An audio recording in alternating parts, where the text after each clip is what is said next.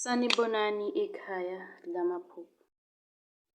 Uma umusha kule chaneli ngiyacela usilandele ukuze ngokulandelayo uma kukhona ividiyo esiyifakayo isheshe ifinyelele kuwena.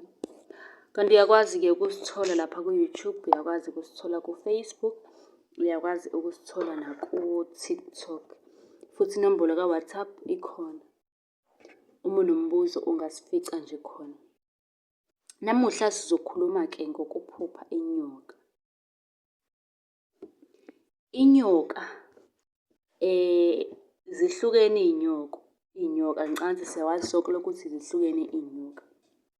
Ake sithi-ke mhlampe uyayiphupha, mhlampe iyakudla, mhlampe uyayibona. Ngaphambi kokuba ngiqhubeke ngicela ube nesiqiniseko sokuthi uya-subscribe-a, uyasilandela yonke indawo. Ukhumbule ukuthi ikhona incwadi yamaphupho, 400 rand. Ikhona insipho yobulongo, 100 rand.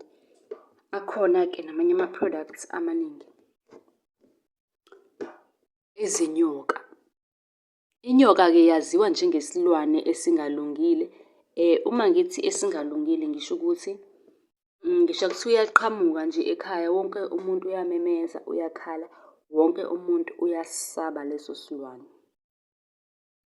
Kodwa-ke sesiyabona-ke izinyanga, mhlampe ngithi abelaphi noma ngithi izangoma, ziyayifuya inyoka zonke iy'nsuku. Uzwe kuthiwa nje usibanibani uhlala nenyoka, ufuye inyoka, into ekanjalo, izinto esezenzeka lezo.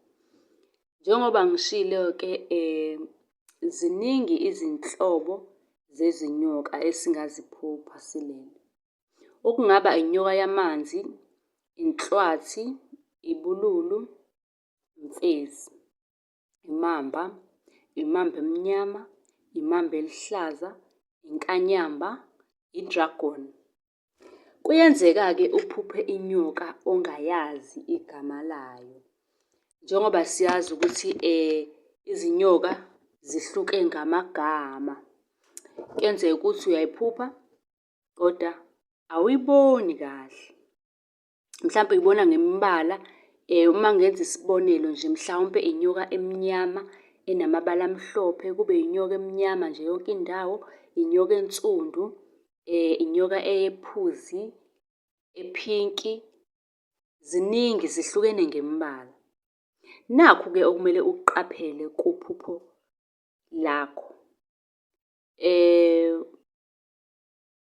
Kumele uqaphele ukuthi kulelo phupho isimo sakho besinjani. Ngabe ubujabulile, ubukhala, ububaleka, ubuyisaba yini leyo nyoka, bekwenzakalani? Ngokujwayelekile-ke siyazi sonke ukuthi inyoka isho isitha. Noma uphupha ushawa inyoka, kuyenzeka-ke kuthiwe kahle kahle bekuyisitha leso sinqoba wena. Kodwa uma wukuthi wena uyayishaya, uyayinqoba, kuthiwa usinqobile isitha.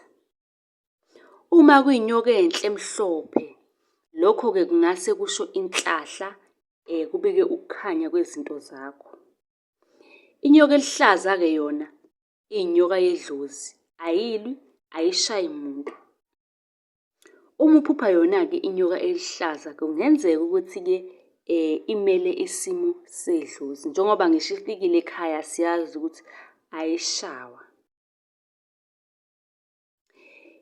Omunye umuntu uzothi mina ngiphuphe inyoka, ngibona nje ifile inganyakazi.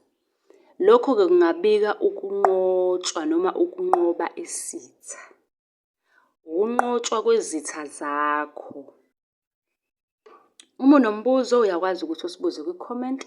Sizokwazi-ke ukuthi sikwenzele eyakho ividiyo, nawe-ke uthole impendulo ngokushesha. Ungasilandela ey'nkundleni zokuxhumana, ungasicela inamba ka-WhatsApp, usubscribe ukuze ngaso sonke isikhathi uma kuwukuthi siyafaka ividiyo isheshe ifinyelele kuwena.